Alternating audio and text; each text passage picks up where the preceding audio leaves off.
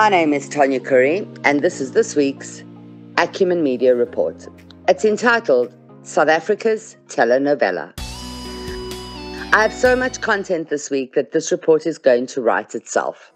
I ask you to scratch the surface of South Africa's great telenovela, and if you're a fan of this report, you'll know that I am a courtroom drama fanatic.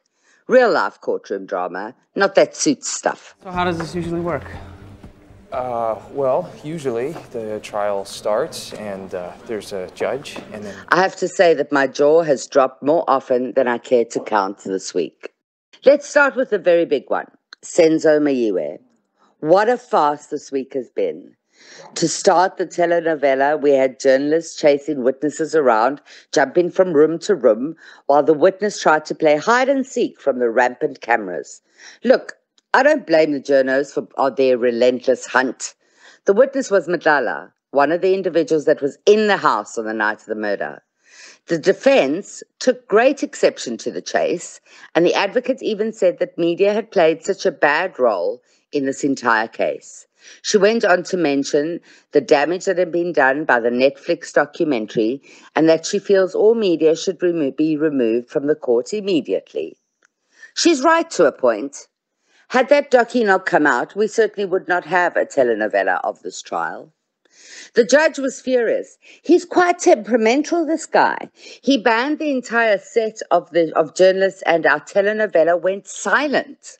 One older gentleman is still in court, decided that this was an opportune time to become a YouTube superstar. He started broadcasting from within the court. We all tuned in, but what did we find?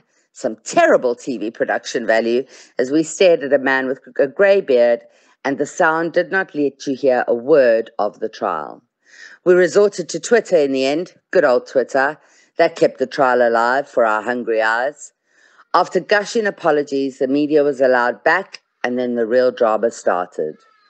Madlala's story makes no sense. According to him, he was on crutches, but still had the ability to run, hide his phone, have a bash at the intruders, and, as if that were not enough, he said that Kelly Khumalo's mom, a granny, decided she would have a go at the intruders herself. Apparently, Senzo also got in the ring, and that's when he was shot. How many gunshots, they asked? Madlala didn't know. He said he couldn't hear. He couldn't hear. Gunshots in the same house. Yeah, right. What's up with this trial, though?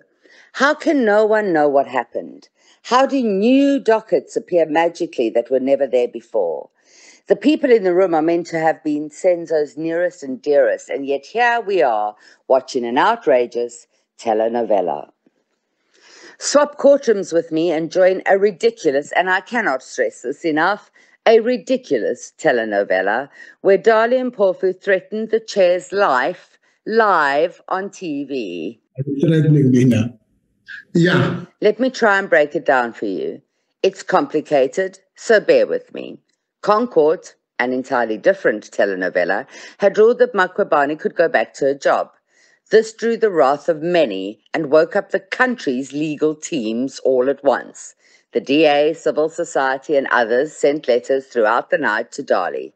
Dali Mpofu was preparing to interview another one of Madame Busi's staff, and he was suddenly flooded with urgent applications. So many applications and letters that one even came from the president, who wanted answers by 9 a.m. Dali didn't sleep, and my goodness, did it show. He was grumpy. Actually, he was rude, incredibly rude, much ruder than you've seen him, and Mpofu, let's be fair, can be pretty peeved. He told the chair that he would not be able to participate in the proceedings and that Madame Makwabani had a sick note anyway. And so these proceedings could not continue in her absence. Sick notes, a sign of a great telenovela. Short story, the judge said that the Dali could go to sleep, but proceedings would continue with other parties who wanted to question the witnesses. He further explained that all interactions were recorded and that Dali could catch up later. The rage, the extraordinary rage of Dali, made more riveting television than any soap opera. If he could have climbed through that Zoom call and pinned the chair to the wall, he would have done it. He started hurling insults at the chair, telling him that he should respect his elders. Come on, come again. I'm confused. When did age trump law? Anything goes in a telenovela. Cue dramatic music as Mpofu said to the chair that he will pay for this and he must just watch and see. But you'll pay one day. When the chair asked if that was a threat, Dali retorted like a true movie star and said, "That's not a threat, that's a promise." Actually, it's not a threat, as I said, it's a promise. Yeah. I expected Clint Eastwood to walk in next with a poncho. I hooted with laughter, as you shouldn't. Well, because this is the state of our nation. The current status, Dali is under investigation for threatening a chairperson at a seated inquiry. He has been further love-bombed with paperwork. Stay tuned. Hold up, hey? Ready for the next episode? All the while, we have a great presidential race running on another channel. Here, apparently, the 2-6 Zuma, not a bad description, called a sitting of his own at Nkandla.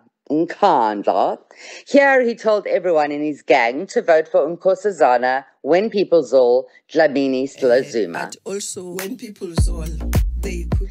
And where's Cupcake? Well, our president is at the White House, and then he went, before he went to the White House, he went to see a dam that burst.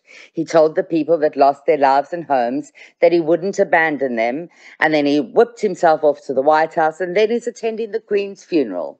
This is a strange telenovela, because Cyril seems to have forgotten about the KZN flood victims, Nelson Mandela Bay without water, and that pesky set of terrorists that keep bombing Eskom. I mean, really, that's pushing the novella too far. And media don't even go there. News aren't interested in the insurrection telenovela. Look, there is other news, but nothing compares to what you're seeing playing out in Britain.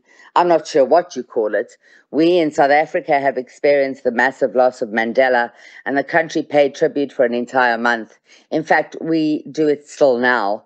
However, we never saw the likes of the Queen's death. Everyone expected pomp and ceremony. I'd expected horses, carriages, and even gun salutes. But what I didn't expect is for her coffin to be traipsed across the country and every single celebration to be cancelled that might have been planned in the UK. I'm also really worried about Charles. He's walking a lot, and he's not spry. Let's be fair, he's quite old. I hope they let him sit down a bit. It's super impressive to see London and the entire UK decked out in royal memorial. I'm not a royalist, but that woman spent her entire life in service, so I get it. I lived in London for a long time, and I was there at the death of Diana. It was extraordinary. I do have some questions, though, so forgive me for this. Do you think that coffin is made of lead, or do you think they've embalmed her? I mean, she's been driven all over the country and now is lying in state for another 4 days. Please tell me they haven't got her body in that coffin and that she's in cold morgue storage. And if she is embalmed, I mean, I don't even want to think of it. I had to check my facts, so I phoned a friend and her mum in the UK, a non-royalist and a royalist. Firstly, this is a massive deal. Secondly, the response to my gross question was, well, of course she's embalmed. What are you, an idiot? I laughed. I hope you did too.